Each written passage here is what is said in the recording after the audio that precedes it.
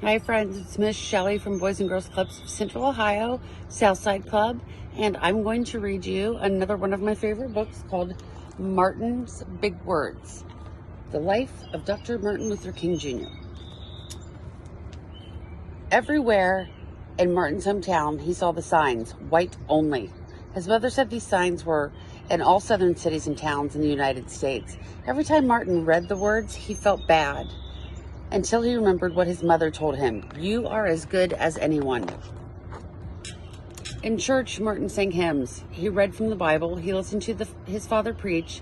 These words made him feel good. When I grow up, I'm going to get big words too. Martin grew up. He became a minister like his father, and he used those big words he had heard as a child from his parents and from the Bible. Everyone can be great. He studied the teachings of Mahatma Gandhi. He learned how the Indian nation won freedom without ever firing a gun. Martin said love when others said hate. Hate cannot drive out hate. Only love can do that. He said together when others said separate, and he said peace when others said war. Sooner or later, all the people of the world will have to discover a way to live together. In 1955, on a cold December day in Montgomery, Alabama, Rosa Parks was coming home from work.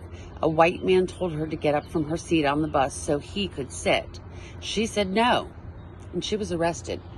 Montgomery's black citizens learned of her arrest. It made them very angry.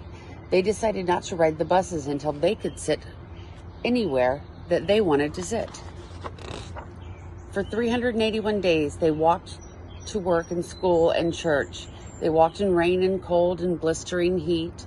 Martin walked with them and sang with them and prayed with them until the white city leaders had to agree they could sit anywhere they wanted. When the history books are written, someone will say there lived black people who had the courage to stand up for their rights. In the next 10 years, black Americans all over the South protested for equal rights. Martin walked with them and talked with them and sang with them and prayed with them. White ministers told them to stop. Mayors and governors and police chiefs and judges ordered them to stop, but they kept on marching. Wait. For years, I have heard the word, wait. We have waited more than 340 years for our rights. They were jailed and beaten and murdered, but they kept on marching. Some black Americans wanted to fight back with their fists. Martin convinced them not to by reminding them of the power of love. Love is the key to the problems of the world.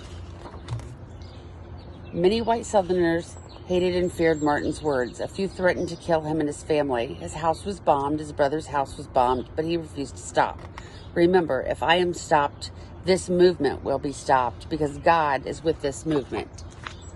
The marches continued. More and more Americans listened to Martin's words. He shared his dreams and filled them with hope. I have a dream that one day in Alabama, little black boys and black girls will join hands with little white boys and white girls as sisters and brothers. After 10 years of protest, the lawmakers in Washington voted to end segregation. The white-only signs in the South came down. Dr. Martin Luther King Jr. cared about all Americans. He cared about people all over the world, and people all over the world admired him. In 1964, he won the Nobel Peace Prize. He won it because he taught others to fight with words and not fists. Martin went wherever people needed help. In April 1968, he went to Memphis, Tennessee. He went to help garbage collectors who were on strike. He walked with them and talked with them and sang with them and prayed with them. On his second day there, he was shot. He died. His big words are alive for us today. The end. I'm still here. I care about you all. Be kind.